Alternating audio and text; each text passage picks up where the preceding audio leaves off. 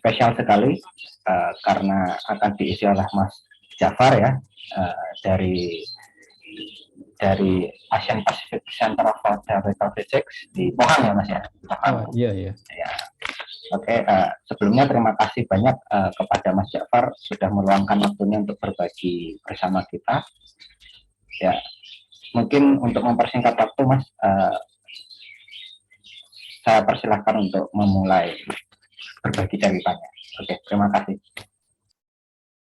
Oke, terima kasih. Ya, pertama-tama saya ucapkan terima kasih juga kepada moderator ya dan juga Afif yang telah mengundang saya untuk memberikan kolokium di kesempatan kali ini. Ya, nama saya Jafar, saya dari EPCTP South Korea di Pohang, dan sebelumnya saya belajar S3 di Osaka University di Jepang.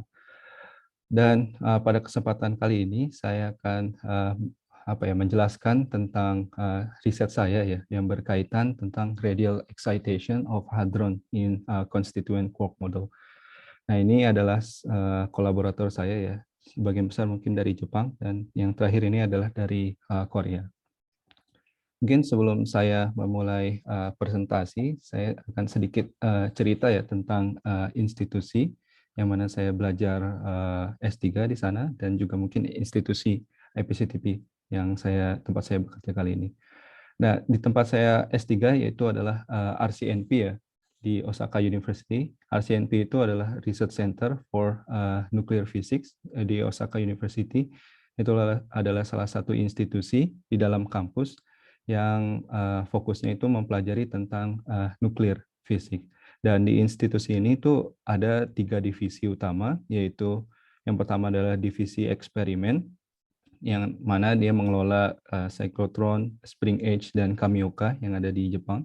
Dan yang kedua adalah grup akselerator yang mencoba untuk mengembangkan ya mesin akselerator partikel. Dan yang ketiga adalah grup teori, yaitu theoretical nuclear physics, yang mana adalah tempat saya menempuh studi S3. Nah, kalau teman-teman lihat tentang Osaka University, terutama RCNP itu ada sosok yang terkenal, yaitu Hideki Yukawa. Nah, ini ya salah satu pemenang Nobel Prize yang dari Jepang, yaitu dengan kerjanya yaitu tentang meson teori. Nah, di grup ini ada 3 ya, yaitu ada grup hadron physics, ada nuclear physics, dan lattice QCD. Dan tempat saya itu adalah berasal dari hadron physics dengan Profesor Atsushi Osaka. Nah, ini sekilas dari RCNP. Lalu selama S3 saya pernah internship di sebuah institusi yang bernama JEA, yaitu Japan Atomic Energy Agency. Nah, lokasinya itu namanya di Tokai, sangat dekat dengan Tokyo, bisa dilihat. Dan ini juga sebenarnya lokasinya sangat dekat dengan nuclear power plant di Fukushima. Jadi di sini adalah salah satu pusat ya, di mana nuclear physics itu dikembangkan. Nah, mungkin kalau di Indonesia itu sepadan dengan Batan. Nah, di institusi ini ada juga beberapa grup riset yang mungkin sebagian besar tentang eksperimen, salah satunya tentang hadron nuclear physics, lalu juga ada tentang material fisik, dan lagi ada tentang theoretical physics. Dan lagi-lagi di sini sebenarnya grup leadernya itu adalah profesor saya, mungkin karenanya saya internship selama setengah tahun di sini. Dan yang terakhir ini adalah tempat saya bekerja sebagai postdoc, yaitu adalah EPCTP, Asia Pacific Center for Nuclear Physics. Lokasinya itu di Pohang sini. Mungkin kalau teman-teman suka nonton drama Hometown Cha-Cha-Cha, nah itu lokasinya itu adalah di Pohang, di Gongjin sini. Nah, ini ada institusi yang lumayan besar di Korea yang bernama POSTECH, Pohang University of Science and Technology. Nah, EPCTP itu berada di univ ini, lebih tepatnya di gedung sini. Nah, di sini ada 2 grup besar ya. Yang pertama itu adalah junior research group, yaitu seperti grup profesor-profesor yang junior, dan juga ada grup postdoc dan independen, yaitu adalah tempat saya bekerja saat ini. Nah, ini mungkin buat teman-teman yang tertarik dengan fisika mungkin tahu sosok ini ya, yaitu salah satu pemenang Nobel Prize juga. dan merupakan founder dari institusi FPCTP ini. Nah, ini adalah sekilas dari institusi yang saya pernah tinggali. Mungkin bagi yang tertarik bisa coba lihat lebih lanjut ya, apa yang ada di institusi tersebut. Dan kali ini saya akan memberikan sedikit kolokium, yaitu tadi terutama tentang bidang hadron physics dan juga exotic hadron. Dan di bidang ini kita juga perlu yang menggunakan metode yang umum untuk mempelajari hadron, terutama partikel atau resonannya, yaitu dengan menggunakan metode Dalitz plot. Nah, ini salah satu metode yang sangat sangat terkenal dan powerful juga ya di akhir-akhir ini. Dan untuk mempelajari hadron physics, kita membutuhkan suatu model efektif ya, karena sangat sulit untuk menurunkan dan memprediksi beberapa eksperimen dengan teorinya. Tapi kita di sini harus membentuk ya atau membuat efektif model ya dalam mempelajari hadron fisik tersebut. Dan salah satunya yaitu yang terkenal adalah quark model yang mungkin saya akan kenalkan di kesempatan kali ini. Nah, mungkin sebagian besar karena ini kolokium, mungkin saya akan sedikit banyak bercerita tentang gambaran umum ya, dan mungkin di separuh akhir saya akan bercerita tentang riset saya yang mengenai radial excitation dari baryon. Nah, baryon merupakan salah satu klasifikasi hadron. Mungkin saya akan bercerita lebih lanjut nanti. Dan di akhir saya akan memberikan sebuah ringkasan. Dan buat teman-teman, mungkin kalau yang memiliki pertanyaan singkat bisa langsung ditanyakan ya selama kolokium. Namun kalau misalkan nanti pertanyaannya cukup panjang, mungkin saya tangguhkan di akhir. Jadi ya saya sangat menyarankan atau mempersilakan teman-teman ya yang ingin bertanya. Lalu kita mulai yaitu dengan introduction ya tentang partikel hadron dan exotic state. Nah, mungkin buat teman-teman yang belum tahu apa itu hadron atau exotic state di bidang ini, mungkin bisa dibayangkan bahwa di dalam inti atom itu ada proton dan neutron. Nah, proton dan neutron itu termasuk klasifikasi partikel baryon, yaitu adalah partikel komposit yang terdiri atas 3 quark. Dan selain baryon, ada partikel yang bernama meson, yaitu terdiri atas 2 partikel, yaitu partikel dan antipartikel, ya, quark dan anti-quark. Nah, baryon dan meson ini adalah salah satu model standar di dalam hadron physics atau yang biasa disebut QCD, quantum chromodynamic. Tetapi pada di beberapa tahun belakangan ini ada juga indikasi yang mana signal atau partikel yang dideteksi di eksperimen itu tidak bisa dijelaskan dengan model standar dari baryon atau meson tersebut. Dan bahkan ada indikasi bahwa partikel tersebut memiliki quark, yaitu 5 quark ya, yang disebut pentaquark. Nah, ini yang salah satu yang terkenal adalah PC pentaquark. Dan juga ada yang berisi 4 partikel yang disebut tetaquark. Nah, mungkin yang tertarik bisa melihat XYZ state di hadron fisik. Nah, itu salah satu kandidat kuat dari partikel tetraquark tersebut. Dan bahkan ada yang lebih banyak lagi ya, yang misalkan baryon, ini kan 3 dibaryon, berarti nanti partikelnya itu terdiri atas 6 quark dan semacamnya. Ya, walaupun di sini terlihat mudah ya, kayak wah ini ada 5 quark ya, tapi pada kenyataannya untuk menganalisis struktur internalnya itu sangat sulit ya. Mungkin saat ini masih dalam perdebatan apakah partikel PC ini adalah sebuah partikel yang molekul yaitu adalah molekul antara baryon dan meson, ataupun sebuah objek kompak dari quark tersebut ya, seperti ini. Ataupun lagi ini adalah bukan sebuah partikel tapi melainkan adalah suatu signal ya yang digenerasi dari proses kinematis. Nah, ada beberapa probabilitas seperti ini dan ya kita masih belum menyepakati yang mana yang merupakan nature dari partikel tersebut. Ini menjadi salah satu bidang yang aktif di hadron fisik ya, yaitu exotic state.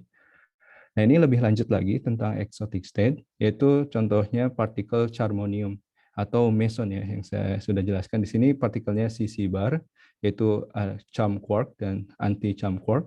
Dan bisa dilihat kalau dari sini muatannya harus netral karena ini dua quarknya sama ya. Dan bisa dilihat di sini adalah eksitasi atau resonan keadaan tereksitasi dari charmonium. Ini adalah keadaan dasarnya dan sini adalah keadaan tereksitasinya. Dan untuk dari keadaan dasar sampai sekitar 3,6 GeV ini sebenarnya prediksi dari quark model ini sangat akurat ya. Tapi ketika kita menuju ke daerah yang lebih tinggi, ternyata ada banyak sekali deviasi antara quark model dengan data eksperimen. Wah, ini kenapa gitu? Nah, salah satu indikasinya adalah adanya partikel eksotis ya di sekitar sini. Nah, ini salah satu indikasinya yaitu misalkan nih ada ZC 3900 yang di sini. Nah, ini ya biasanya kalau misalkan ini adalah partikel normal charmonium, yaitu akan memiliki muatannya itu netral. Tapi ternyata ini muatannya itu partikelnya itu bermuatan gitu. Jadi minimal konfigurasi dari quarknya itu adalah 4 seperti ini. Jadi ini adalah salah satu indikasi bahwa partikel ini adalah tetraquark dan merupakan eksotis. Tapi ini mungkin salah satu indikasi dan pada kenyataannya tidak semudah yang dibayangkan, harus melakukan dengan penelitian yang mendalam ya untuk mengetahui lebih lanjut internal structure-nya. Ini salah satu basic question ya yang ada di bidang hadron fisik, terutama terkait exotic state. Nah, ini adalah sebagai gambaran betapa aktifnya bidang hadron fisik ini ya. Ya, ini tabel dari gambar ya dari beberapa hadron yang baru ditemukan di fasilitas LHC yaitu di Eropa. Bisa dibayangin dari 2011 sampai 2021 saat ini banyak sekali partikel hadron ya yang ditemukan. Itu sekitar 59. Nah, ini sebagai pengingat bahwa quark tersebut memiliki banyak tipe ya. Ya, flavor kita sebutnya itu ada up, down, strange quark. Di sini ada heavy quark, charm, and bottom. Dan di sini juga ada beberapa tipe dari meson, dari tetraquark, ada juga dari baryon, ada di sini ada pentaquark semacamnya. Nah, mungkin untuk kesempatan kali ini kita tidak bisa menjelaskan atau membahas semua partikel tersebut, tapi saya akan lebih fokus ke dalam partikel yang standar tapi memiliki heavy quark di dalamnya, yaitu antara bottom atau charm yang kita sebut dengan heavy baryon. Bisa dilihat di sini warna kuning atau oranye ya. Di sini ada ungu seperti itu. Bisa dilihat yang seperti warna ungu ini banyak sekali partikel yang baru dideteksi. Nah, di sini karena kita akan sedikit fokus tentang heavy baryon. Nah, ini saya akan menjelaskan ya gambaran umum dan sifat-sifatnya tentang heavy baryon tersebut. Nah, mungkin buat teman-teman yang yang belum paham tentang ini, bisa dibayangin kita itu harus mengumpulkan ya, membuat suatu skematik dari partikel-partikel yang ditemukan di eksperimen. Nah, ini salah satunya kita dengan mempelajari teori grup, kita bisa mengklasifikasi dari partikel yang ditemukan tersebut. Nah, ini salah satunya klasifikasi yang hadron tersebut. Nah, ini yang paling bawah itu adalah dari light baryon ya, yaitu baryon yang terdiri atas 3 quark, yang quarknya itu terdiri atas up, down, dan strange quark. Dan ketika salah satu quarknya diganti dengan charm atau bottom, nah ini akan menjadi yang disebut dengan singly heavy baryon. Dan seterusnya kalau kita ubah lagi light quarknya menjadi heavy quark, nah ini menjadi doubly heavy baryon dan triply heavy baryon. Nah, mungkin untuk light baryon tersendiri itu statusnya itu mungkin untuk ground state udah mulai established ya, tapi untuk resonance state-nya keadaan tereksitasinya masih juga ya, walaupun banyak sudah dipelajari dari sekian lama, tapi tetap masih banyak yang mesti dipelajari lebih lanjut secara eksperimen atau secara teori. Nah, di sini yang singly heavy baryon ini mungkin salah satunya itu baru baru booming beberapa tahun terakhir ya, terutama di dekade ini. Nah, ini banyak sekali yang seperti saya sebutkan baru dideteksi oleh LHCb dan sangat masih sangat aktif gitu. Kita masih ingin memberikan interpretasi dari partikel yang baru ditemukan tersebut. Nah, namun untuk yang triple heavy baryon atau double heavy baryon itu ya masih menunggu konfirmasi dari eksperimen, karena energinya juga masih tinggi ya. Jadi secara eksperimen juga nggak terlalu mudah untuk mencapai energi tersebut untuk mendeteksi partikel. Jadi ya di sini kita masih di tahap singly heavy baryon untuk riset kita kali ini. Nah, ini kalau misalkan dilihat skematisnya, bisa dilihat bahwa singly heavy baryon itu terdiri atas 3 quark, yang mana satu quarknya itu adalah heavy quark. Dan ini bisa dilihat kalau pada dasarnya struktur dari heavy baryon ini itu akan didikte ya, atau ya berasal dari dinamika dari light quark tersebut. Dan yang heavy quark ini mungkin bisa dianggap nggak ada gitu, atau dianggap sebuah benda yang diam aja gitu dan tidak memberikan dinamika apapun ke dalam heavy baryon tersebut. Nah, ini kalau teman-teman belajar group teori bisa bayangin nih, ada quark tersebut dengan 3 flavor ya, UDS gitu. Dan itu akan bisa membuat 2 kombinasi, yaitu kombinasi antisimetrik. Misalkan bisa dilihat kalau quark posisi 1 sama 2-nya ditukar, itu akan memberikan tanda negatif, dan juga ada yang positif ya. Jika kalau ditukar ini menjadi positif. Ya, ini adalah salah satu permutation simetri yang ada di model quark ya, yang sangat berguna untuk menganalisis partikel apa yang kita deteksi di eksperimen. Nah, ini adalah contoh dari heavy baryon. Ada yang kita sebut di sini lambda C, di sini cascade C, di sini ada sigma C, di sini juga ada omega C, dan seterusnya. Nah, ini adalah properti umum nih dari heavy baryon. Secara umum, karena ada heavy quark di dalamnya itu, dinamika dari heavy baryon ini menjadi lebih simpel dibandingkan dengan dinamika light baryon. Bisa dilihat ketika salah satu quarknya itu menjadi berat, heavy, dan ini kita bisa introduce atau perkenalkan sebuah koordinat gitu relatif, yaitu di sini bisa dibilang rho mode, dan yang di sini bisa dikatakan lambda mode. Nah, ini karena perbedaan inersia, momen inersia, yang lambda mode ini akan lebih mudah dieksitasi ketimbang yang rho mode.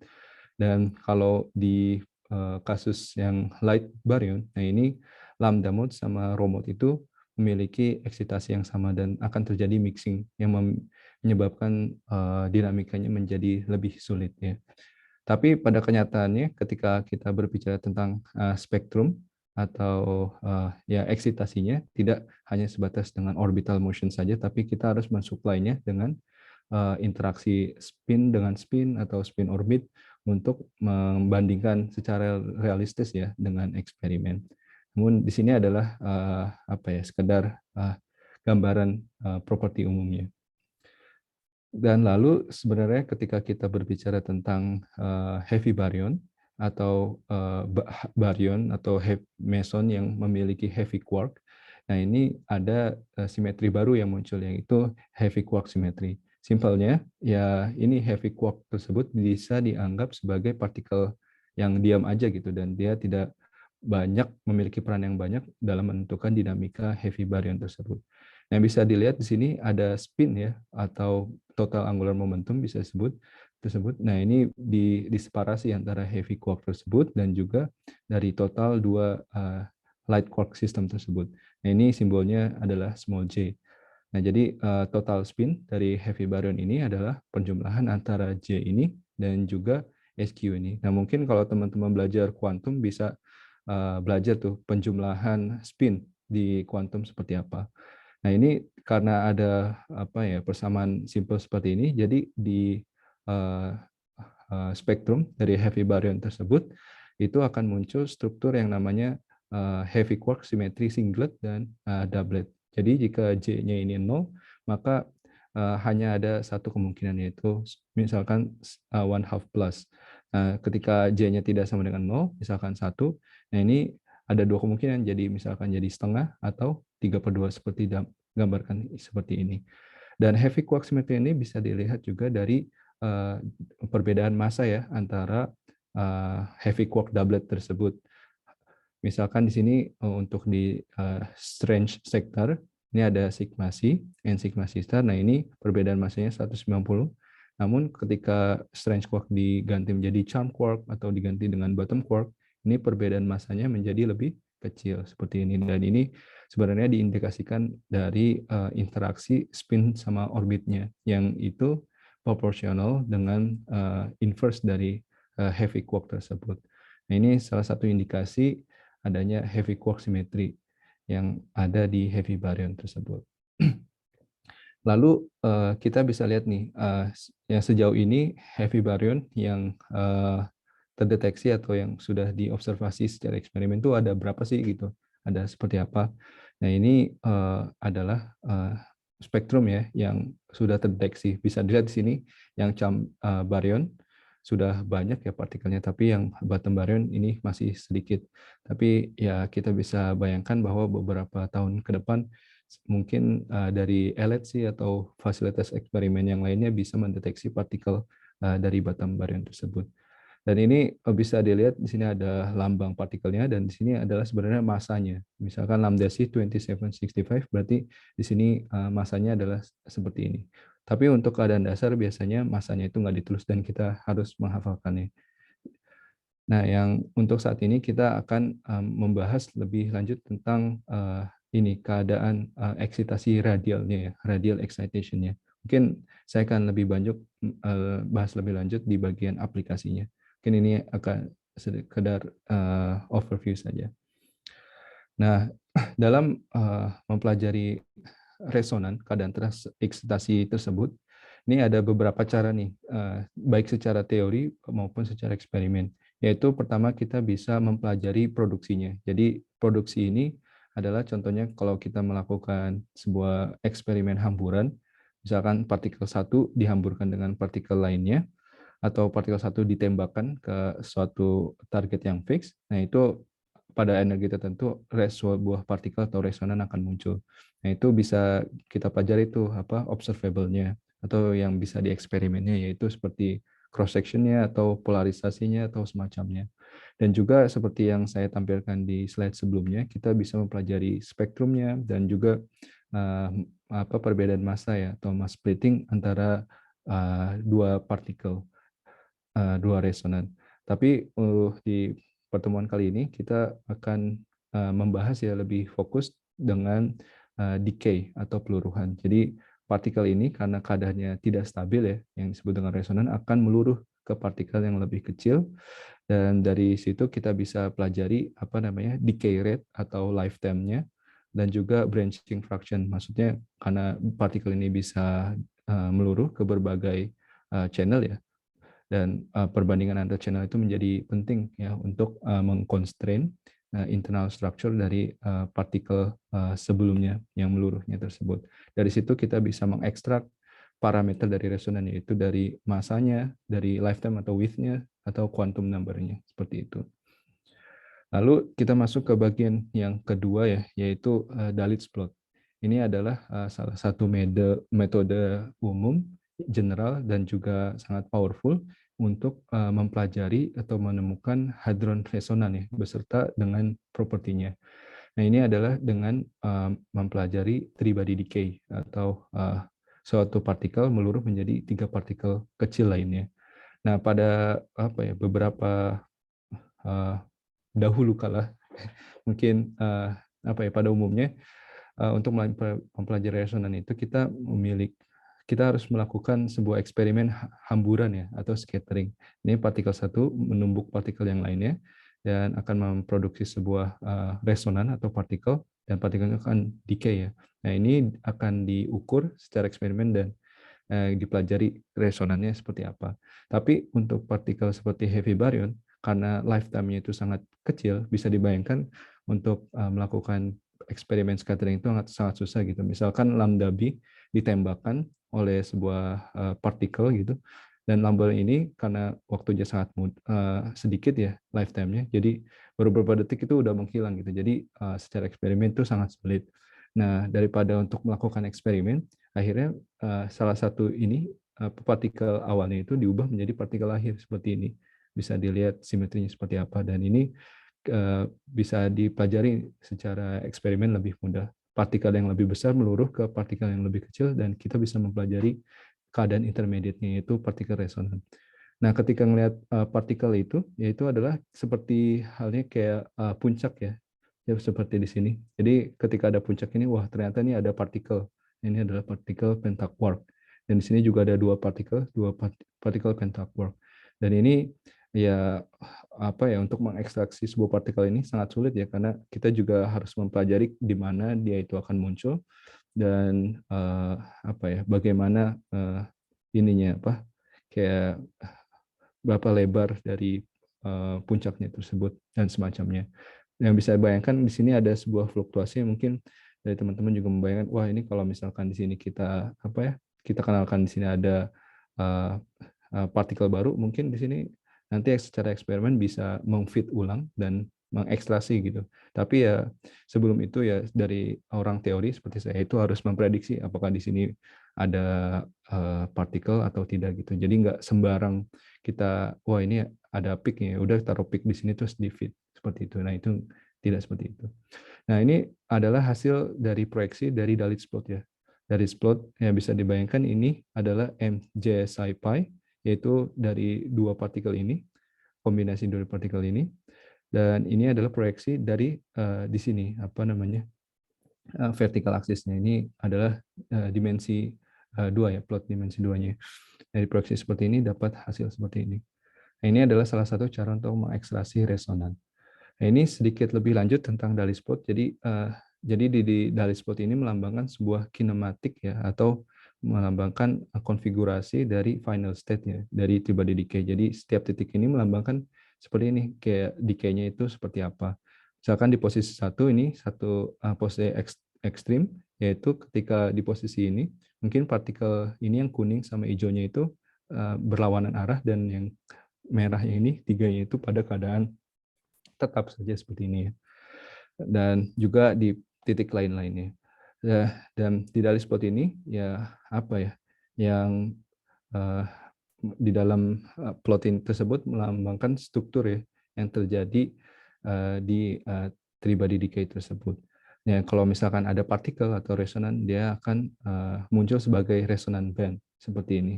Dan ini ya tergantung arahnya seperti apa. Nah ini contohnya ketika kita memodelkan sebuah decay atau peluruhan ya three-body.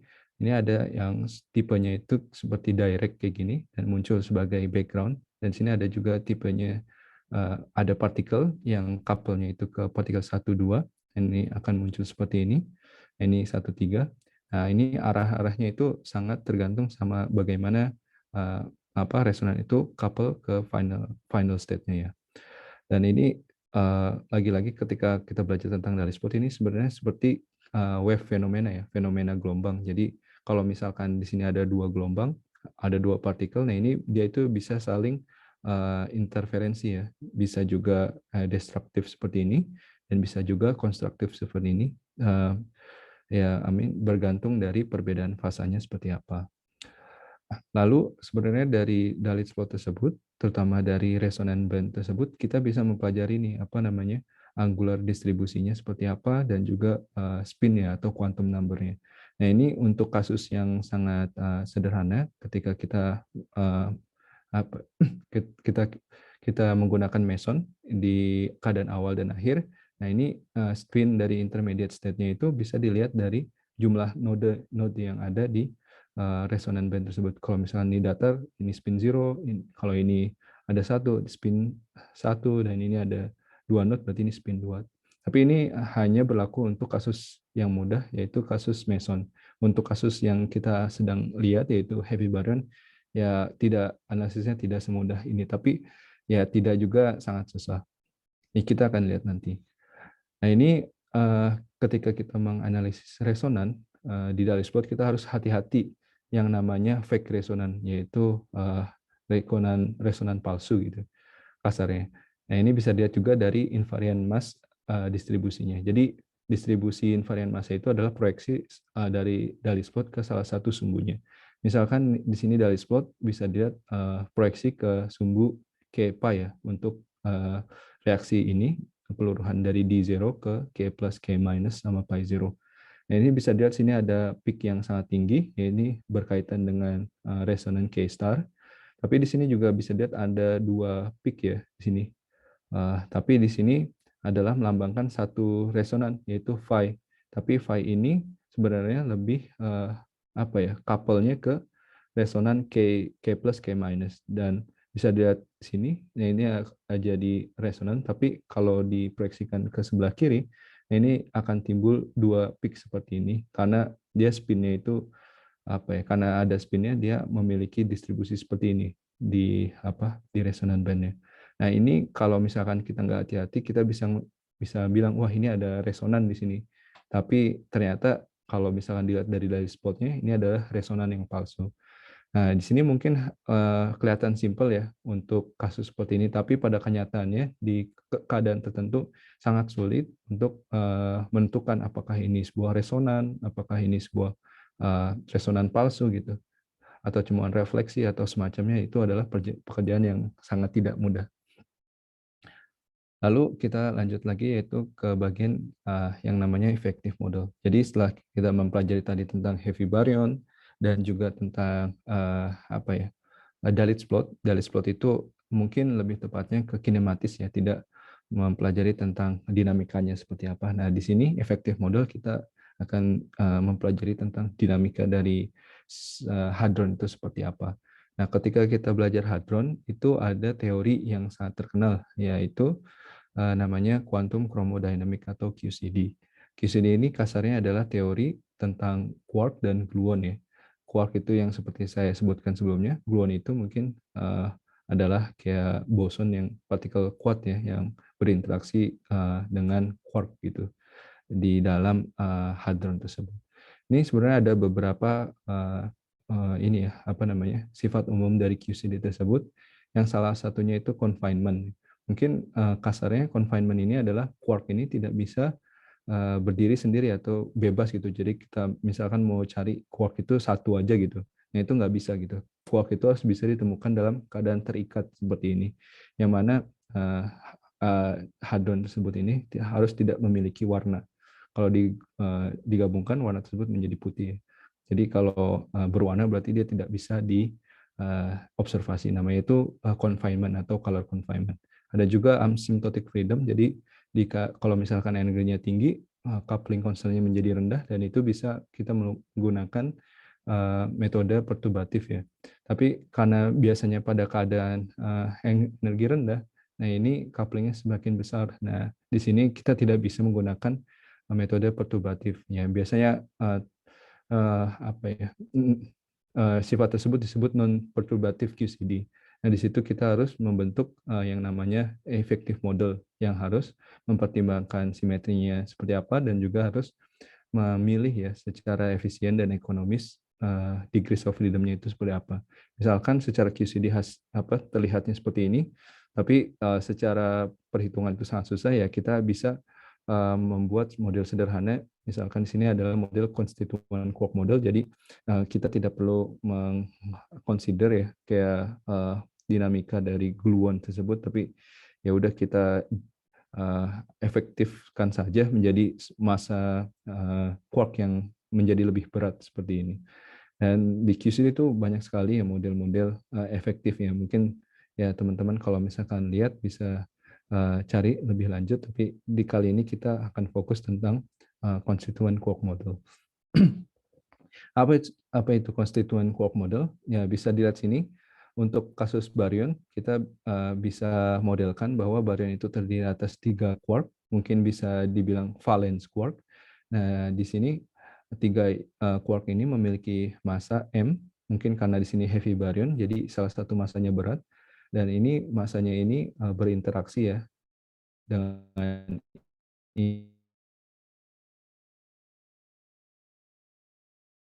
ini digambarkan.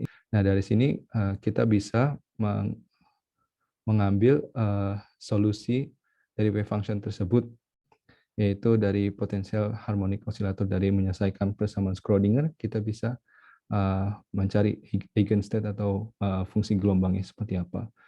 Nah, dari sini ada beberapa parameter, yaitu parameter seberapa apa kuat interaksinya yang dilambangkan dari K ini, ada juga masanya M.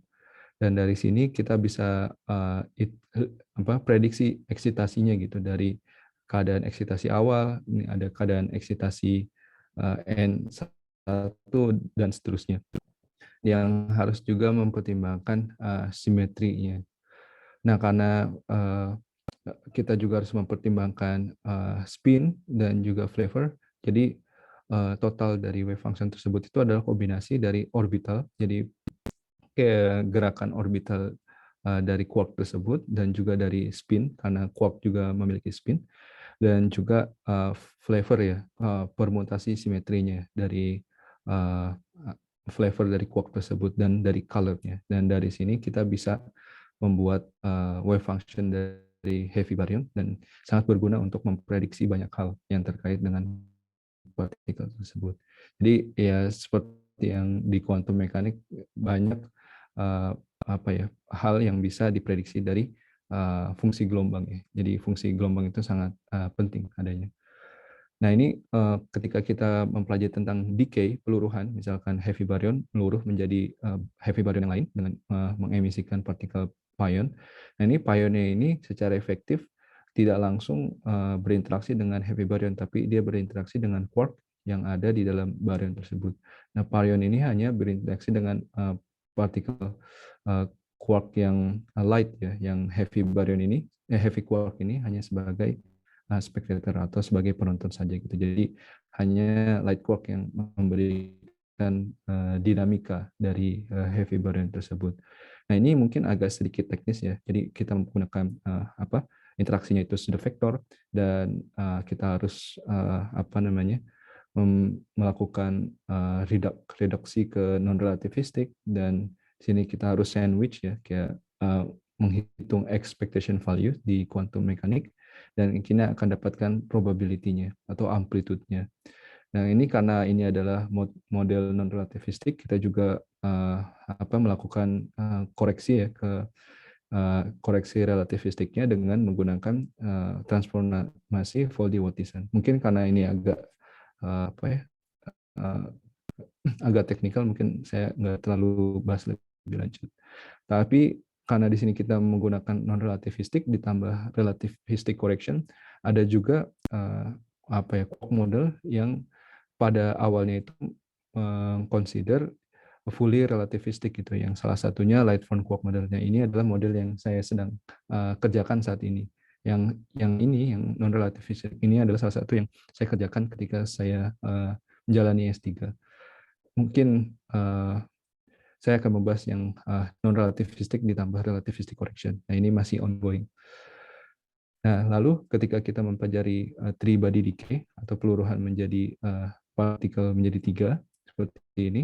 Nah, secara umum amplitude dari decay ini bisa dihitung dari level hadronik. Jadi secara ini kita nggak memperhitungkan quarknya seperti apa, tapi dari simetrinya mereka kita bisa menghitung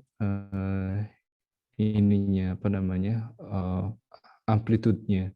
Ini misalkan ketika di sini spin-nya setengah atau 3/2 atau semacamnya, nah itu hanya bergantung sama spin saja ininya, amplitude-nya. Nah, tapi ketika kita menghitung amplitude ini, kita butuh input ya, coupling di setiap vertex-nya ini. Nah, setiap vertex-nya ini kita ambil dari model yang lebih mikroskopik, yang salah satunya adalah dari model quark ini. Bisa dilihat bahwa di sini secara mikroskopik digambarkan seperti ini. Ini adalah salah satu cara efektif bagaimana kita menentukan degrees of freedom secara efektif dan ekonomis. Ya, walaupun kita juga harus mempertimbangkan seberapa akurat prediksi dari model tersebut. Nah, ini kita masuk ke aplikasinya ya, yaitu tentang radial excitation dari baryon tersebut. Nah, sebenarnya kenapa sih kita mempelajari tentang radial eksitasi ya? Nah, ini ketika mempelajari eksitasi radial ini, ada sebuah resonan yang sangat terkenal dari zaman dahulu, yaitu namanya Roper resonance. Nah, Roper resonance ini adalah radial eksitasi radial dari proton atau neutron. Bisa dilihat proton atau neutron itu spin dan paritinya itu 1/2 plus ya, 1/2 positif. Dan ini untuk radial dia memiliki spin dan parity yang sama dengan ground state-nya seperti ini. Nah, bisa dilihat sebenarnya ini menjadi sangat terkenal karena awalnya kayak ordering dari massa ini tuh nggak nggak trivial gitu. Jadi kalau misalkan di quark model itu bisa dibayangkan ini ada keadaan dasar, harusnya itu negatif paritinya dulu, setelah itu adalah positif paritinya. Tapi di sini bisa dilihat ini terbalik ya. Jadi positif dulu, habis itu negatif. Nah ini sangat sulit dijelaskan di dalam standar quark model. Kan tetapi untuk di heavy baryon keadaannya itu sangat berbalik ya. Jadi ini sangat sesuai sekali dengan quark model tersebut. Jadi ya kita ingin mempelajari lebih lanjut kenapa sih bisa terjadi seperti ini, dan mungkin ada juga sifat yang lainnya yang sangat menarik. Nah ini kita akan mempelajari tentang Roper-like heavy baryon, yaitu radial excitation dari heavy baryon tersebut. Nah ternyata walaupun bisa dilihat sini ini sangat sulit untuk dijelaskan dengan quark model, tapi radial eksitasi yang lainnya itu masanya itu perbedaan massa dengan keadaan dasarnya atau ground state-nya itu mirip gitu, nggak bergantung dengan jenis dari flavor dari quark tersebut. Nah ini menunjukkan bahwa wah mungkin radial excitation itu memiliki sebuah sifat yang universal. Nah ini belum banyak yang mempelajari, dan ya kita salah satunya tertarik karena ada sifat seperti ini yang mungkin dari sini kita bisa mengetahui lebih lanjut struktur internal dari Roper resonan tersebut. Nah ini yang heavy baryon ada 3 ya, lambda C, ada 2765, dan cascade C, dan lambda B lainnya. Nah mungkin di sini ada cascade bottom ya, tapi ini belum ditemukan dan mungkin akan dideteksi oleh LHCb di beberapa tahun ke depan. Nah, di sini kita akan review untuk yang lambda C ini. Ternyata ini masih belum established ya di namanya di PDG, Particle Data Group, mungkin seperti holy book-nya di particle physics. Nah, ini spin parity-nya itu belum diketahui ya, dan di sini kita berkontribusi bagaimana cara mengukurnya secara eksperimen. Nah, ini di tahun 2020 partikel ini baru ditemukan dan mirip ya ininya sifatnya dengan yang lainnya. Dan terakhir ini adalah cascade C, dan baru beberapa bulan yang lalu spin parity tersebut diukur menjadi setengah plus ya, yaitu berarti ini adalah sebuah radial excitation. Nah ini ke depan kita akan mencoba menentukan spin parity-nya itu seperti apa. Seperti saya sebutkan sebelumnya, yang dari sini, three body decay ini tuh bisa dimodelkan menjadi ada intermediate state gitu di di tengah-tengahnya. Nah di sini ada resonan sigma C dan juga sigma C star plus plus dan sigma C star zero. Nah jadi bisa digambarkan bahwa lambda C ini meluruh menjadi partikel sigma C atau sigma C star ini, dan sigma C star ini meluruh lagi menjadi lambda C, yang mana setiap prosesnya dia mengemisikan partikel pion.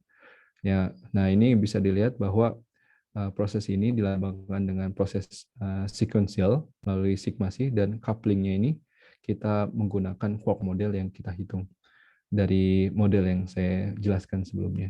Nah, yang bisa dibayangkan di sini juga ada direct process, tapi ya ini karena karena informasi dari eksperimen gitu itu nggak penting, makanya kita tidak ikutkan di sini. Lalu kita pelajari dari spotnya nih, lambda C meluruh menjadi lambda C pi pi. Nah dari spot ini ternyata ukurannya itu sangat bergantung sama massa awalnya gitu. Jadi misalkan di sini ada 3 partikel, yang kita pelajari adalah 2765. Nah ini dari spotnya besar seperti ini. Tapi kalau kita masanya kita kecilkan jadi 25 atau 2625 ini, nah ini dari spotnya akan semakin kecil gitu.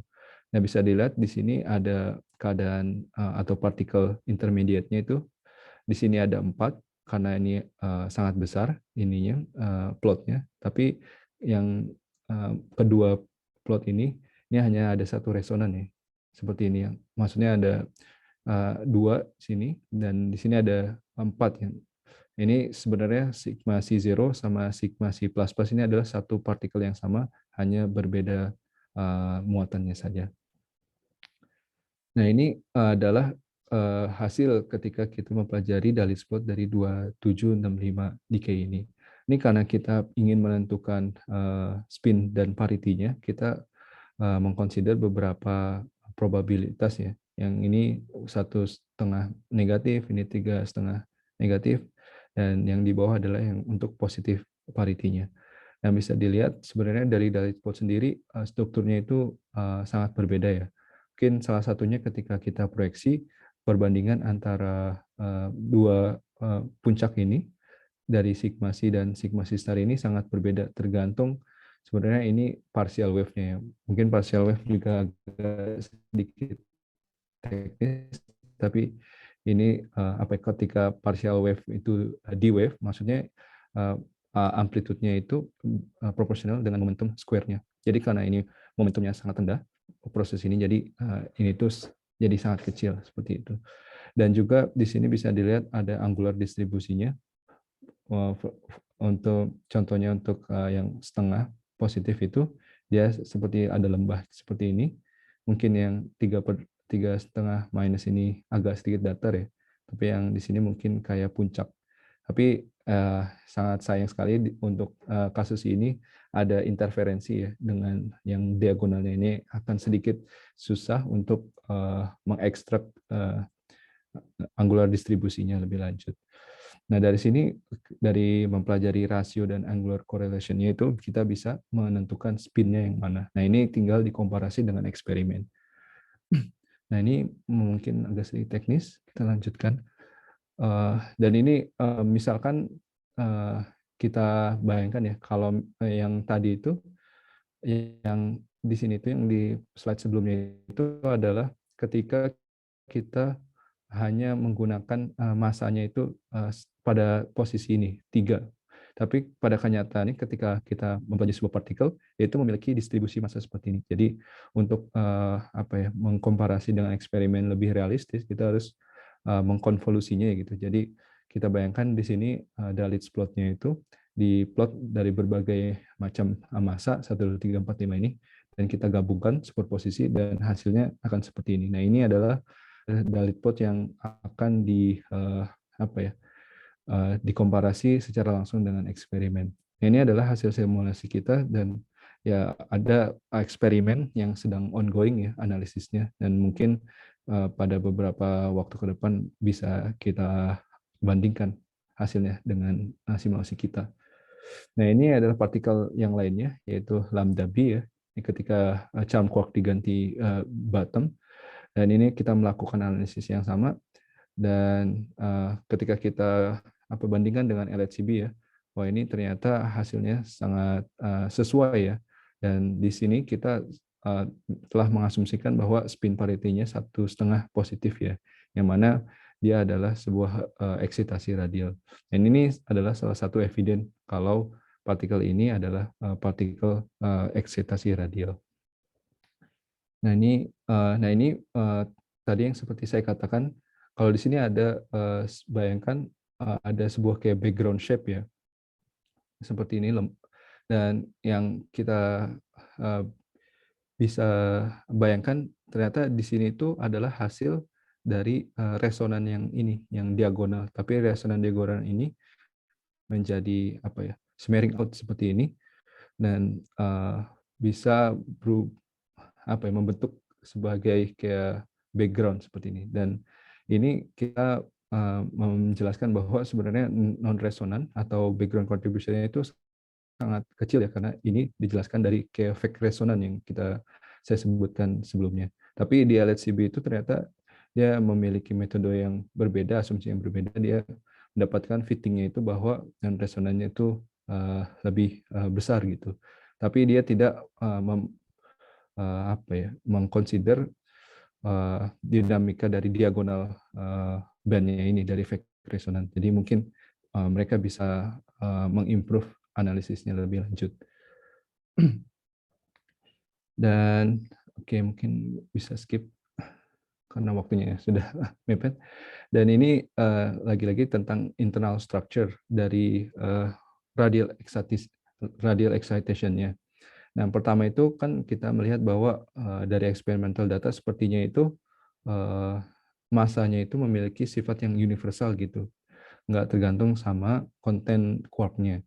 Tapi ketika kita lihat dari quark model, ternyata dia itu prediksinya itu nggak sama gitu untuk setiap baryon, dan itu tergantung dengan konten dari quark-nya tersebut. Dan di sini juga kita bisa apa ya namanya, membuat pertanyaan apakah sebenarnya radial eksitasi ini yang universalitasnya itu apakah itu sebuah yang aksidental atau tidak gitu. Nah, itu masih dipertanyakan.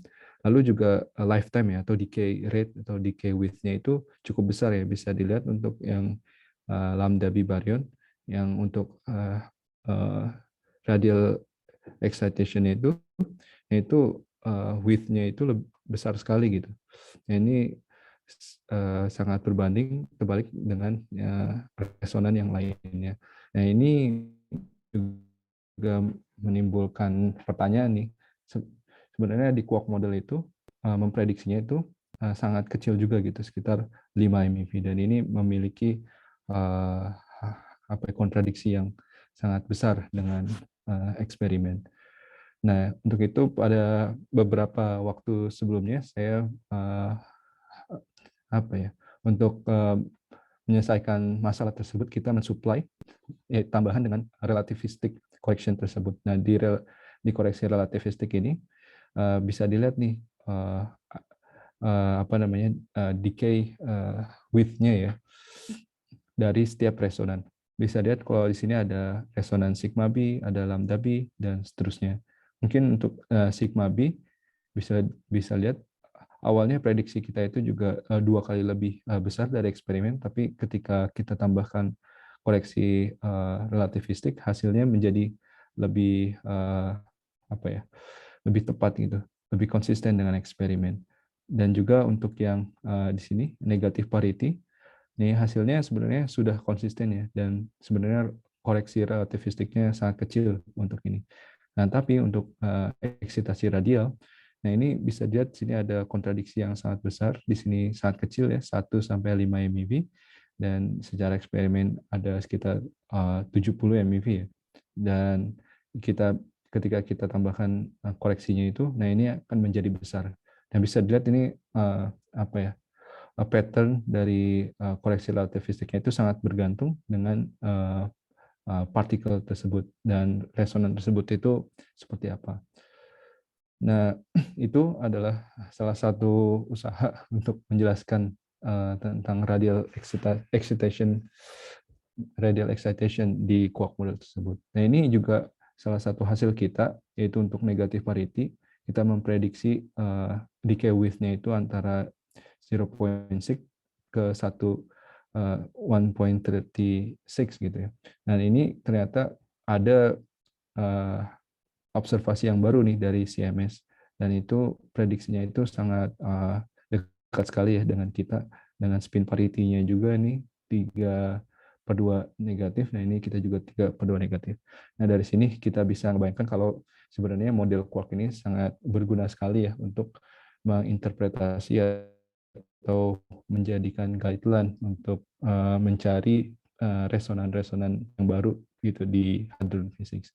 Nah, mungkin ini terakhir adalah summary. Jadi kita telah banyak mempelajari tentang Dalit spot ya, dan juga quark model sebagai input dari membuat Dalit spot tersebut, dan aplikasinya ke radial excitation atau Roper-like heavy baryon tersebut. Salah satunya untuk mempelajari spin dan parity-nya, dan juga mungkin berguna untuk mencari missing resonan. Dan sebagai prospek kedepannya itu ya akan banyak sekali ya partikel yang bakal terdeteksi di berbagai fasilitas eksperimen di dunia. Jadi bidang ini masih sangat aktif untuk beberapa puluh tahun ke depan mungkin, dan dari quark model tersebut bisa memberikan sebuah guideline ya, untuk menginterpretasi atau mencari ya resonan yang masih belum ketemu. Oke, mungkin itu saja yang bisa saya sampaikan pada kesempatan kali ini. Mungkin kalau misalkan ada pertanyaan ya bisa ya saya persilakan, dan mungkin saya kembalikan ke moderator. Terima kasih. Oke, baik, terima kasih Mas Jafar atas presentasinya, ya sangat mengagumkan tentang ya yang saya garis bawah itu Dalit Spot itu yang lumayan menarik. Mungkin iya. dari teman-teman ada yang mengajukan pertanyaan terlebih dahulu, silahkan.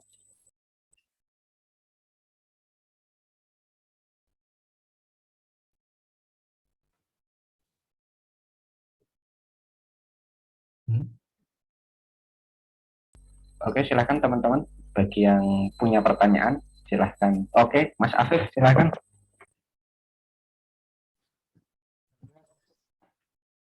Mau nanya tadi di perhitungannya tadi consider relativistic correction-nya ya.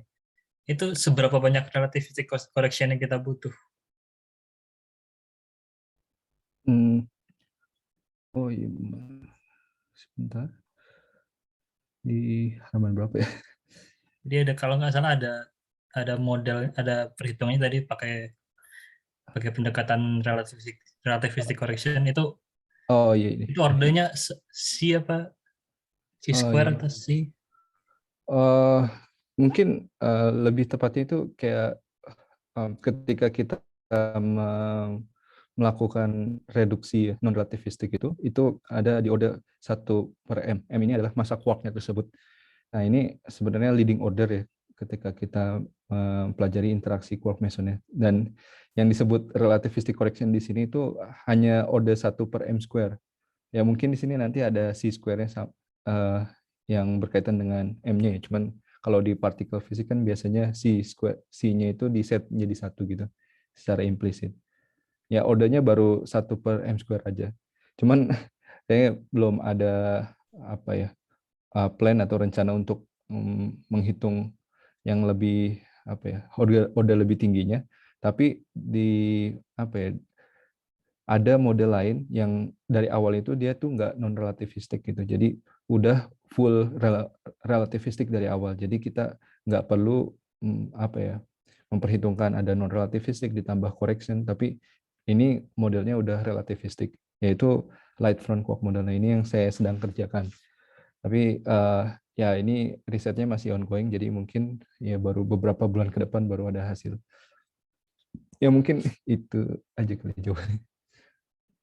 Berarti correction-nya cuma buat nambah eigen energinya ntar, bukan nambah fenomena-fenomena baru dari Iya. mungkin internal loop atau enggak gitu. Iya. Lebih tepatnya di sini hanya untuk menjelaskan ininya aja peluruhannya aja, decay-nya dia. Karena bisa dilihat sini kalau untuk yang eksitasi radialnya itu ternyata untuk non relativistik model itu sangat jelek sekali ya, dan ini sangat diamini dengan berbagai kalkulasi dari berbagai grup ya.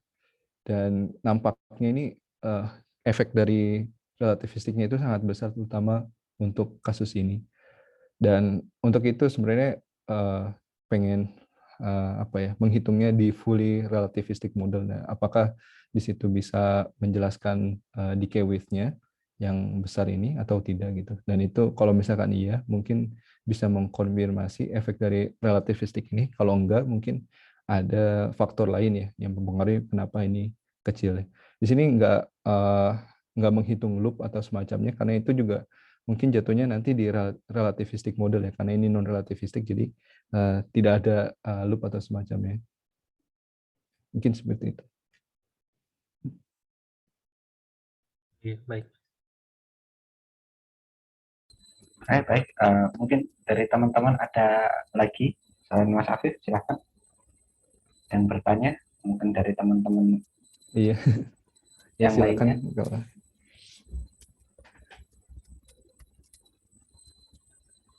Silahkan teman-teman.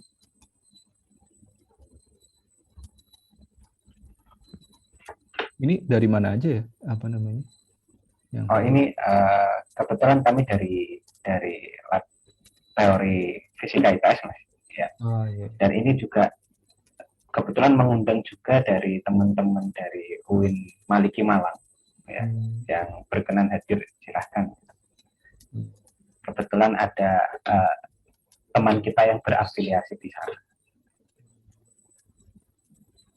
Boleh nanya yang batch 22 itu? Oh, batch sebentar. 22 ya? Iya. 22. Oh, ini ya? Nah ini kan saya nggak terlalu ngerti QCD. Biasanya kan taunya QCD itu karena strongly coupled sistem, terus kita nggak bisa pakai perturbatif. Ternyata untuk sistem tertentu kita bisa pakai non perturbatif. Biasanya kita pakai non perturbatif, tapi ternyata untuk energi tinggi bisa perturbatif. Itu boundary antara perturbatif dan non perturbatif itu apa? Itu sebenarnya di bagian intermediate itu juga masih belum jelas ya, kayak apa namanya, kapan kita bisa apa ya menggunakan perturbatif atau enggak gitu. Cuman emang mungkin perhitungannya itu biasanya benar-benar energinya sangat tinggi atau sangat lemah gitu, sangat kecil. Jadi di antara itu juga mesti menggunakan model efektif juga, karena nggak kelihatan jelas gitu apa namanya, kayak batasnya seperti apa. Maksudnya batas eksaknya seperti apa. Mungkin secara scale ada scale-nya gitu. Oh, mungkin kalau scale-nya sekian apa GeV gitu, itu masih ranahnya non perturbatif. Dan kalau misalkan udah gede banget, nah itu kita tahu kalau itu perturbatif. Tapi kalau udah intermediate, nah itu kita masih belum tahu gitu.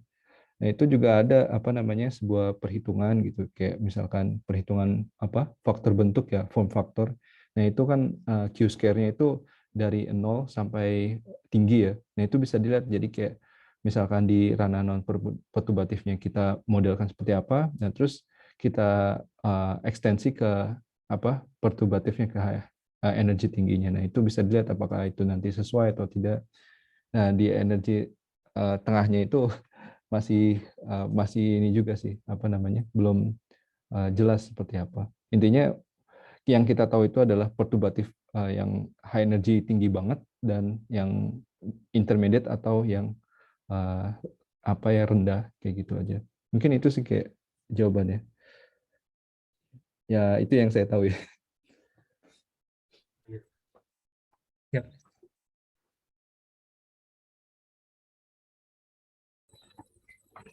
Mungkin dari teman-teman ada lagi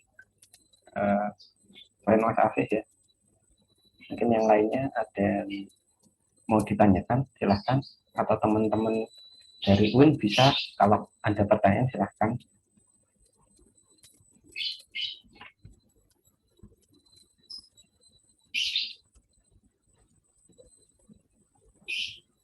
Lu tanya Ru. Oke, silahkan Mas Vicky. Terima kasih atas waktu yang diberikan. Ini Mas Jafar. Oh iya, iya. Kita tahu model dari quad ini itu punya sifat. Misi Mas Taufiki suaranya kecil. Oh ya, kalau sekarang? Oke, better. Oh iya, iya. Jadi model quad ini itu diikat oleh interaksi kuat, di mana interaksi kuat tersebut memiliki karakteristik yang cukup unik, di mana kalau dia semakin keluar atau semakin menjauh itu justru semakin kuat.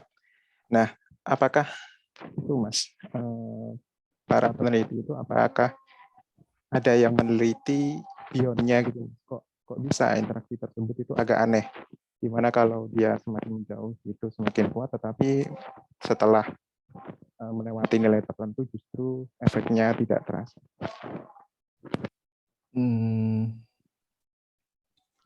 Atau hanya diterima gitu semua dengan menganggap oh ya udah memang interaksi kuat seperti itu, atau ada yang mencoba untuk membuat apa ya, kenapa sih kok seperti itu gitu. Ya intinya sih pertama emang ada apa kayak karakteristik umum dari QCD tersebut ya. Mungkin yang tadi salah satunya asymptotic freedom, ini maksudnya asymptotic freedom seperti ini, dan juga kayak di keadaan rendah itu ya tercoupling dengan bagus ya. Nah ini sebenarnya kalau kita percaya QCD ini adalah emang teorinya dari quark dan gluon. Nah, ketika kita menggunakan model efektif itu, pada dasarnya ketika kita bandingkan pada limit tertentu dengan QCD itu, hasilnya itu harus sama gitu, harus mirip lah minimalnya. Dan itu adalah mungkin direction-nya itu ke situ gitu, penelitian itu. Jadi kayak kita tahu nih framework dari QCD. QCD itu kan semacam kayak quantum field theory ya, kasarnya. Nah, dari field theory itu nanti ada constraint dan karakteristik umum tertentu yang diprediksi dari teori tersebut. Tapi ya yang pastinya tidak bisa digunakan di low energy. Nah, dari situ kita mulai membuat model efektif nih, bermula misalkan dari low energy tersebut. Nah, setelah itu mengembangkan meneliti ininya, apakah bisa menjelaskan prediksi dari QCD tersebut. Mungkin ini nggak berkaitan dengan data dulu ya, tapi apakah dari teori tersebut sejalan atau sesuai, atau mungkin ada kontradiksi atau seperti apa gitu. Nah, dari kayaknya mungkin dari bottom to top gitu kali. Bottom to top approach gitu jadinya. Kita nggak mulai dari teori tapi dari fenomena gitu, dari fenomena terus menuju ke teori tersebut. Nah, itu mungkin tren dari penelitian di QCD seperti itu.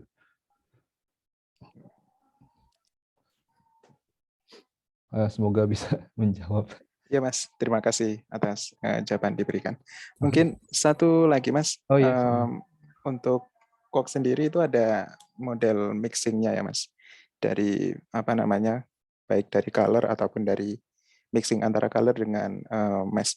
Nah itu kalau misalkan orang awam bilang, oh berarti ada ada 9 jenis quark.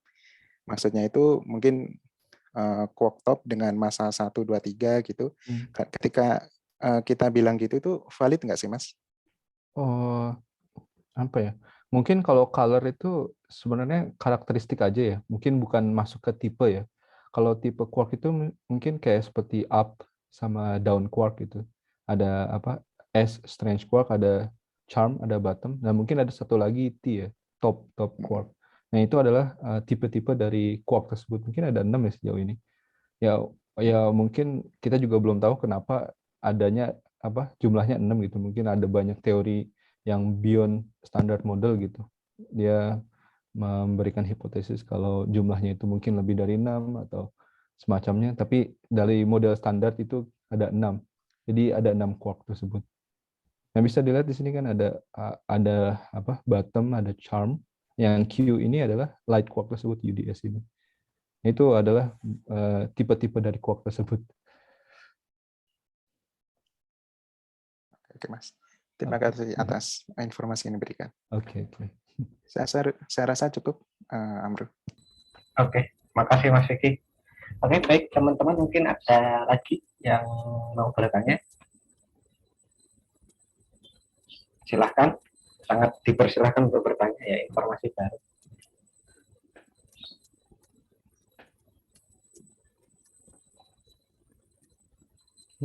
Oke, silahkan Eric Steven.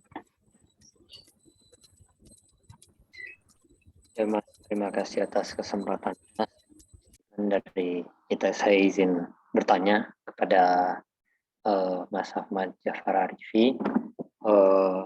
Yang terkait sebelumnya ada grafik di mana ada perturbative region gitu, Mas.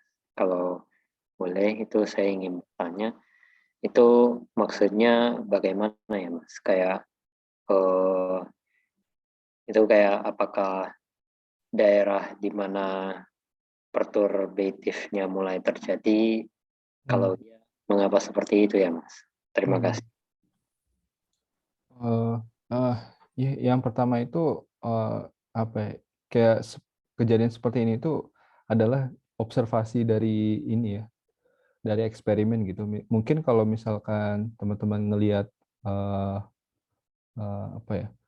kayak elektrodinamik gitu, untuk yang elektron itu grafiknya itu terbalik gitu. Jadi ketika Q square-nya rendah, nah itu couplingnya itu kecil gitu. Tapi ketika Q-square-nya besar, nah itu couplingnya jadi besar gitu. Mungkin itu bisa dibayangkan ketika apa ya, Q-square-nya tinggi itu kita itu memprop kayak lokasi yang lebih kecil gitu.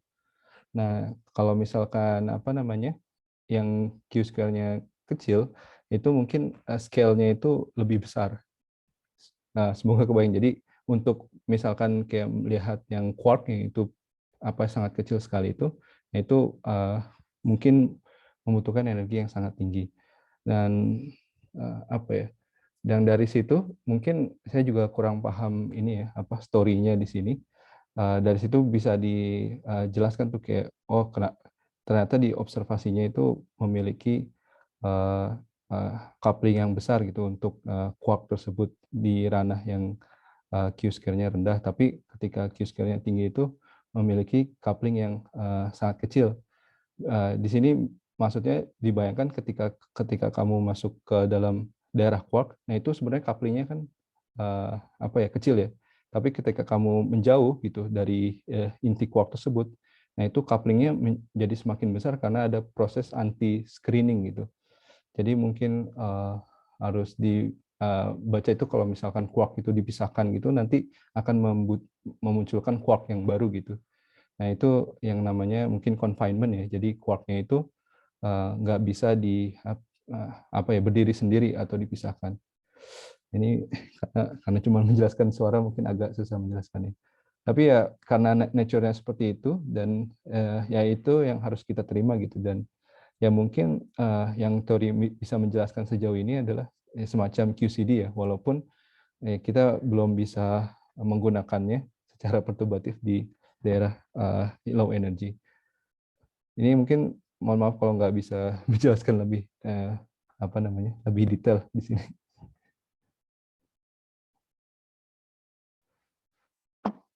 Baik Mas, kasih. Oke, makasih Erik dan Mas Jafar atas pertanyaan dan jawabannya tadi. Kemudian ada nggak dari teman-teman yang mau bertanya lagi? Silahkan. Ya, teman-teman silahkan.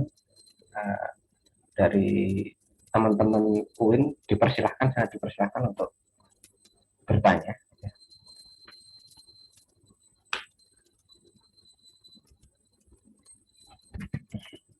Baik, gini aja Mas, untuk menunggu pertanyaan dari teman-teman, boleh saya mengajukan pertanyaan Mas? Oh iya. Ya, tadi yang comparing antara data eksperimen dengan grafik yang diperoleh itu, berarti itu memodelkan ya Mas ya, ini yang garis yang biru dan hijau ya? Ini? Iya. Itu model dari yang dikerjakan oleh Mas Jafar sendiri.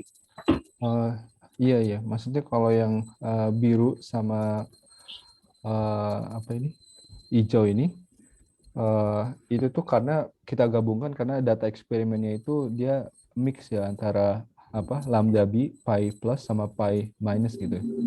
Karena dia apa ya, tersedianya mix kayak seperti ini, makanya kita tambahkan gitu. Jadi lambda b pi minus sama lambda b pi plus di sini, dan totalnya adalah jadi total merah ya.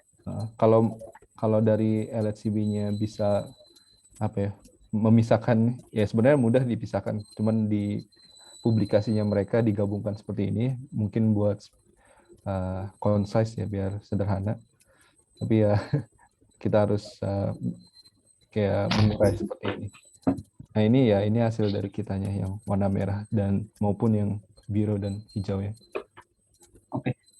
Untuk membuat modelnya itu mungkin boleh tahu Mas metodenya apa selain yang tadi dijelaskan, apa namanya Dalitz plot itu?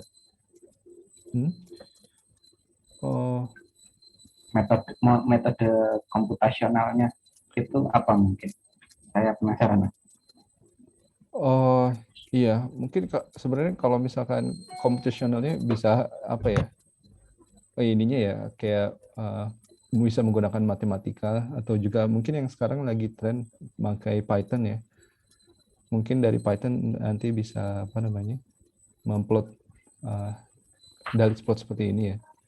Jadi penelitian ini mungkin nggak terlalu memerlukan high performance computing ya. Jadi mungkin dari personal komputer aja itu, dari laptop masing-masing sudah bisa menggunakan membuat plot seperti ini. Mungkin Tapi- itu yang ditanyakan atau Tapi dalit spotnya diperoleh secara matematis. iya. Jadi nanti ada fungsinya seperti apa, amplitude dari decay-nya, dan itu ya tinggal diplot saja gitu, 2 dimensi. Jadi seperti ini. Berarti tidak ada iterasi-iterasi Enggak. yang butuh metode yang advance Iya. gitu kan? Enggak. Oke. Ya, untuk penelitian yang ini enggak perlu. Tapi tergantung sih apa namanya. Ini kan kita memplot secara langsung, dan mungkin juga kita bisa membuat simulasi Monte Carlo simulation gitu. Cuman untuk seperti itu ya kita baru membutuhkan komputasi yang sangat high performance ya. Jadi tergantung ini siapa kebutuhan gitu. Kalau kebutuhannya hanya untuk mengkomparisi data, mungkin ya dengan resource komputer yang sedikit juga sudah bisa gitu. Oke. Baik, terima kasih Mas. Terima kasih banyak atas jawabannya. Iya. Oke, mungkin dari teman-teman ada lagi yang mau bertanya, silahkan, sangat dipersilahkan. Oke, silahkan, ada satu Syarif Faris, silahkan. Ya, terima kasih atas seminarnya dan kesempatan bertanyanya. Saya ingin tanya, tadi kan sempat dijelaskan bahwa pada energi tinggi itu ada observasi yang tidak bisa dijelaskan model standar, sehingga membutuhkan, kalau tidak salah tadi pentaquark, itu bisa menjelaskan ya? Slide yang mana ya kalau boleh tahu? Agak di awal, Mas. Ini kah? Nah, ini, Mas. Nah, itu semacam mungkin perlu yang barusan, Mas. Ini. Nah, jadi itu untuk yang tidak bisa dijelaskan oleh standar itu, adanya pentaquark itu merupakan kayak perluasan modelnya gitu, atau apa sebutannya, kayak modelnya itu mengakomodasi adanya pentaquark itu dalam artian kayak modelnya itu tidak berubah kayak groundbreaking berubah gitu ya, Mas? Enggak. Gimana? Sebenarnya kalau misalkan untuk pentaquark PC ini ya, bisa dilihat kalau lebih lanjut lagi, baryon itu kan isinya 3 ya. Nah, kalau pentaquark di sini kan isinya 5. Tapi bisa dilihat kalau ini tuh yang 3 quark ini seperti baryon ya. Dan si bar itu sebenarnya seperti meson, dan kalau misalkan ini digabungkan ya ini hilang gitu ya. Jadi pada dasarnya pentaquark itu ya kontennya itu mirip dengan baryon gitu. Pertama itu mungkin bisa dibayangkan ya. Nah, tapi ketika kita misalkan bayangkan misalkan ini ya. Ini adalah baryon ya. Ya ini kan maksudnya charmonium bar. Nah, misalkan baryon posisinya di daerah bawah sini ya. Nah, ternyata ketika posisi yang ini kan 4 GeV gitu. Misalkan posisinya sangat tinggi sekali gitu. Tiba-tiba muncul partikel yang dekat dengan dengan posisi ini bar sama QQQ. Mungkin mungkin di sini nih. Kalau misalkan proton sama neutron tuh yang baryon itu kan posisinya 1 GeV ya, sekitar 1 GeV. Nah, ini sampai 4 GeV gitu. Dan kenapa dibilang PC? Karena di sini posisinya itu sangat dekat sekali dengan batas dari 2 partikel ini kalau digabungkan masanya. Jadi sigma C sama D gitu. Dan ini ada di invariant mass J psi proton. Jadi jasa itu CC bar dan proton itu adalah ya normal 3 quark. Jadi 3 quark ditambah CC bar itu kan jadi pentaquark. Nah, karena posisinya di sini jadi banyak orang spekulasi gitu. Walaupun secara umum dia itu apa ya, kontennya itu mirip sama baryon, tapi karena ini ada di apa ya, eksitasinya itu sangat tinggi sekali ya, 4000 ya, di mana nukleon atau proton itu cuma 1000 ya, 1000 MeV. Nah, itu makanya di sini kayak ngebayangkan, wah ini kayaknya ini apa namanya, pentaquark gitu. Terutama karena ini dekat dengan dua massa ini, jadi orang bilang itu dia itu adalah sebuah kayak molekul hadron gitu. Karena misal dibayangkan di sini misalkan proton dan di sini adalah sisi bar gitu, kayak meson tersebut. Nah, itu salah satu indikasinya. Cuman ya untuk lebih pasti ya harus banyak properties yang harus dipelajari gitu dari berbagai macam skenario. Nah, ini mungkin yang acceptable dari banyak orang gitu, tapi ya itu masih diperdebatkan saat ini. Mungkin seperti itu kali ya. Gimana? Atau ada pertanyaan? Iya, berarti yang dimaksud dengan tidak bisa dijelaskan oleh model standar itu artinya bukan berarti kayak mematahkan seperti relativitas mematahkan Newton gitu ya. Maksudnya tidak bisa dijelaskan model standar itu berarti mungkin ada ekstensi dari standar tersebut. Misalkan di sini 3 quark dan sebelumnya dan sekarang menjadi pentaquark gitu. Soalnya mungkin pentaquark ini kan baru ditemukan itu tahun 2019 nih. Mungkin lebih tepatnya awalnya itu 2015 ya. Sebelum ini orang itu masih skeptis gitu. Kayak wah, apakah beneran ada gitu pentaquark gitu. Mungkin cuman bayangan aja gitu. Cuman orang masih belum percaya. Tapi setelah dilihat ternyata di sini ada signal. Nah, orang mulai percaya gitu. Wah, kayaknya pentaquark itu ada gitu. Dan orang mulai masuk ke sini menganalisis propertinya. Ya bayangkan di sini baru ditemukan 2015, jadi kita belum bisa berharap banyak gitu. Apakah ininya udah pasti pentaquark atau fenomena yang lain? Nah, itu masih dalam perdebatan. Ya masih apa ya? Ya masih belum lama gitu penelitiannya. Oke, baik Mas. Terima kasih. Oh, oke, sama-sama. Baik, terima kasih Syarif atas pertanyaannya dan Mas Jafar atas jawabannya. Oke, mungkin dari teman-teman ada yang mau ditanyakan lagi, silahkan. Kesempatan masih terbuka.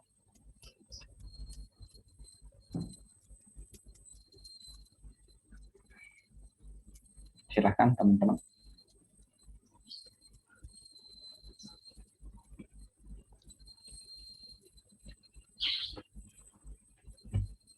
Mungkin komentar aja, Ru.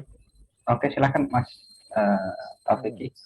Iya, Mas Jafar. Jadi kapan hari beberapa tim dari Laftiva itu ikut semacam seminar atau meeting gitu di NTU, dan salah satu diskusinya oleh profesor-profesor di sana itu bilang bahwa di QCD itu sudah nggak ada apa-apa lagi yang bisa dieksplor.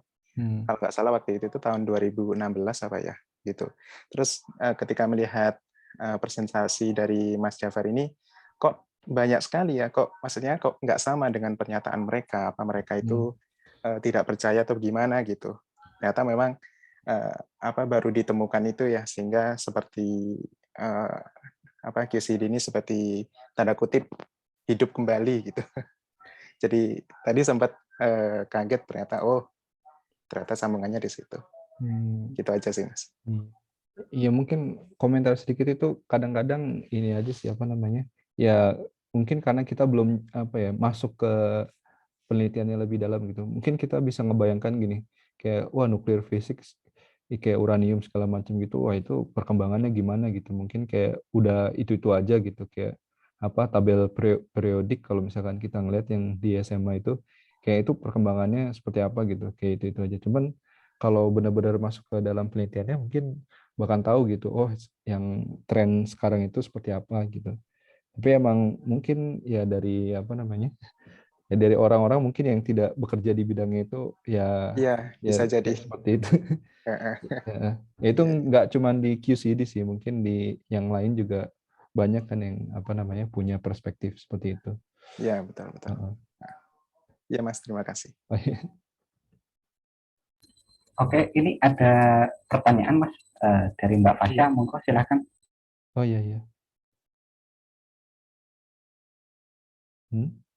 Halo Mbak Fasya, silakan, ada Mbak Fasya raise hand. Mungkin mesti di unmute dulu. Halo Mbak.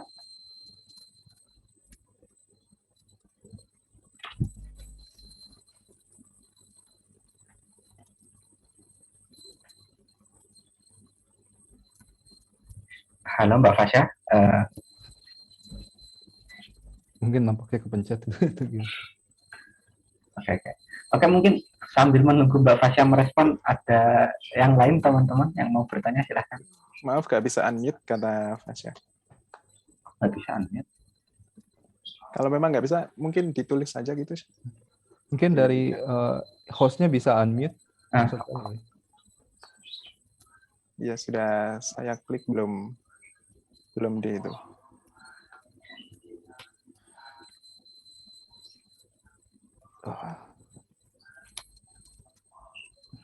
kok nggak bisa ya? Ya, monggo, monggo. Oke, sudah bisa, silahkan.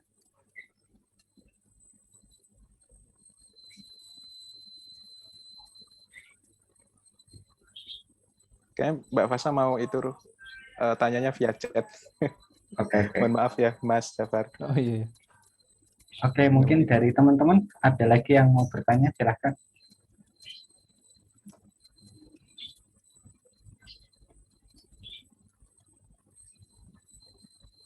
Silahkan teman-teman.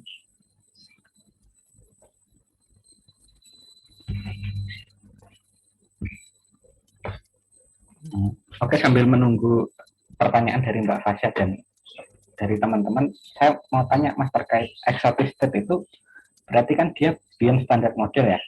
Nah, itu apakah ada hubungannya dengan MSSM ya, minimum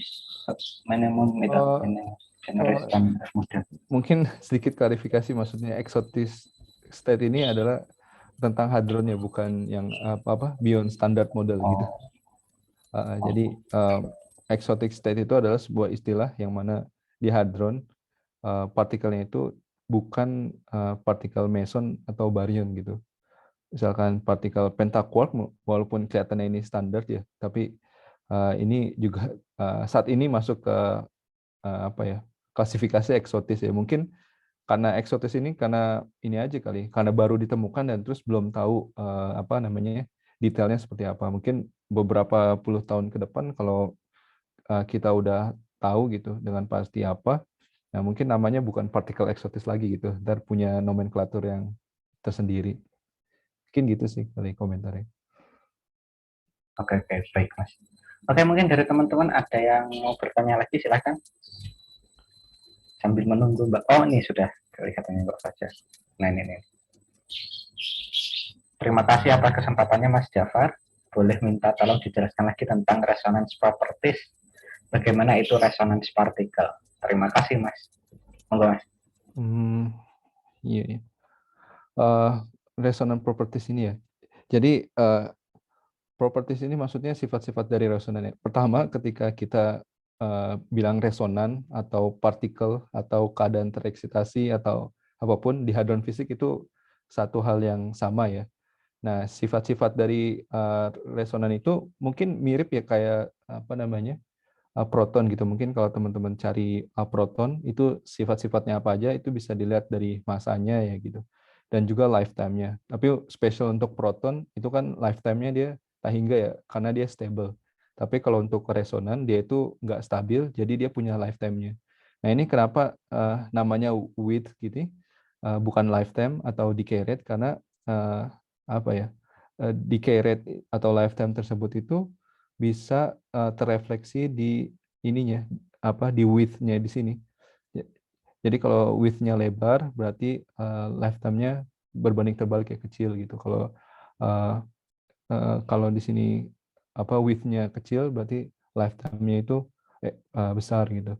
Nah, signal atau resonan di eksperimen itu ya hanya di sebatas ini nih, kayak peak gitu. Jadi kalau ada peak ini, ya ini kita sebut dengan resonan. Atau di Dalit spot itu, resonan itu digambarkan dengan band seperti ini, ada garis seperti ini resonan. Seperti itu. Dan itu juga ada banyak, mana tadi?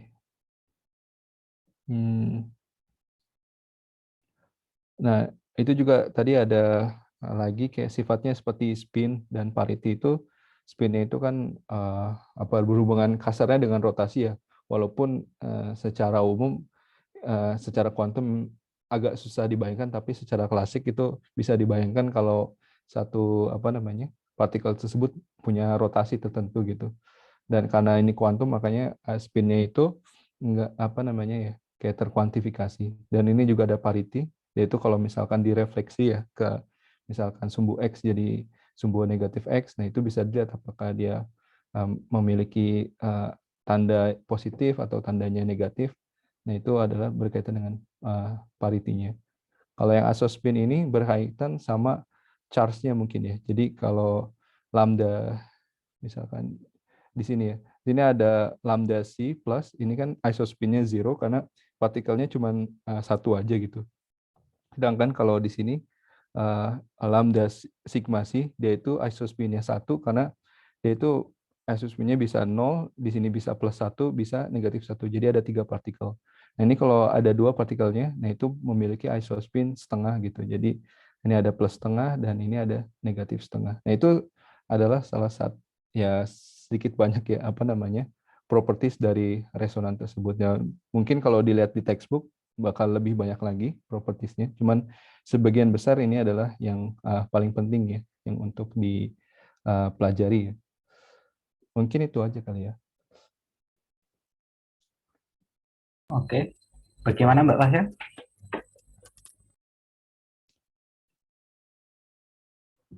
Ada tanggapan atau pertanyaan lanjut?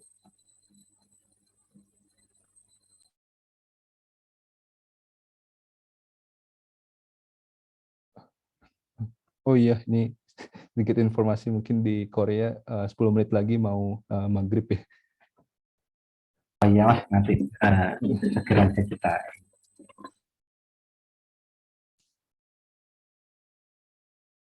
Ada tanggapan Mas, apakah ada contoh-contoh dari resonance partikel? Mungkin itu. Mungkin ini salah satu contohnya gitu. Jadi ground state itu keadaan dasarnya itu adalah di sini ya. Ini cuman nomenklaturnya gitu, penamaannya aja. Ini namanya etasi untuk spin 0 minus. Ini ada JSI. Ini untuk spin 1 negatif. Nah, ini yang di atas ini adalah resonannya gitu, keadaan tereksitasinya. Jadi bisa bayangkan di sini adalah ground state atau keadaan dasar. Nah, di sini ada eksitasinya. Nah, ini eksitasinya bisa dilihat tuh. Bisa jadi dia spin sama parity-nya atau quantum number-nya itu sama dengan ground state-nya. Ada juga yang berbeda seperti ini. Di sini kan negatif ya ground state-nya, parity-nya. Dan yang di sini, ini ada 2 tanda, tapi yang perhatikan yang pertamanya aja. Di sini positif. Nah, ini bisa disebutkan nih positif parity excitation, dan yang di sini misalkan negatif parity excitation. Nah, seperti itu. Jadi ini yang resonan itu biasanya kalau di hadron fisik adalah keadaan tereksitasi dan biasanya dia itu nggak stabil gitu. Jadi ini keadaannya sesaat, habis itu meluruh lagi ke keadaan dasarnya gitu. Dan pun yang yang ini pun, yang pentaquark itu adalah sebuah resonan karena dia itu nggak stabil. Jadi keadaan beberapa waktu habis itu dia meluruh kembali ke partikel yang lebih kecil. Mungkin itu sih ya apa yang disebut dengan resonan di hadron physics. Oke, baik Mbak Pasha, gimana ada tanggapan?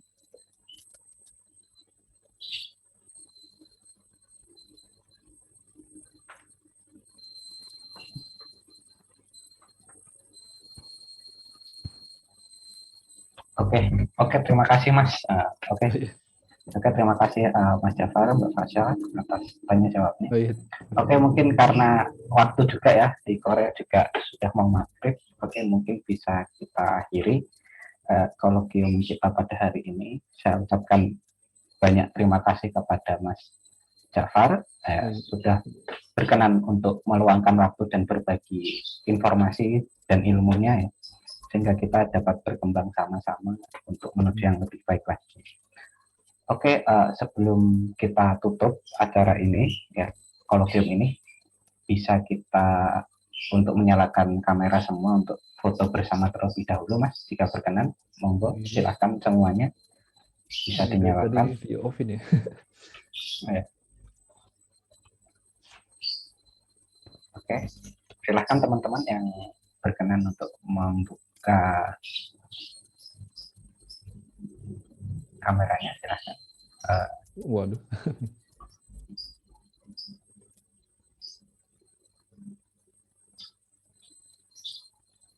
Oke, dari teman-teman, Mas Vicky bisa bantu untuk screenshot kanan. Oke, siap ya. 1, 2, 3. Lagi. 1, 2, 3. Sebentar, mungkin pakai gaya bebas.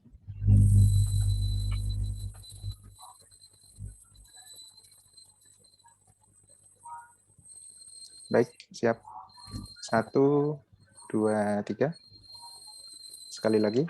1, 2, 3. Baik. Oke, terima kasih banyak teman-teman. Terima kasih banyak Mas Jafar ya. Semoga kita bisa dipertemukan lagi di lain kesempatan ya. Iya, siap. Terima kasih banyak, sukses terus postdoktoralnya ya. Semoga bisa melahirkan karya-karya baru yang bermanfaat bagi kita semua. Oke, sekian saya tutup kolokium hari ini. Wabillahi taufiq. Assalamualaikum warahmatullahi wabarakatuh. Oke, saya leave ya. Nah, terima kasih Mas. ya, udah. Makasih banyak Mas. Yuk.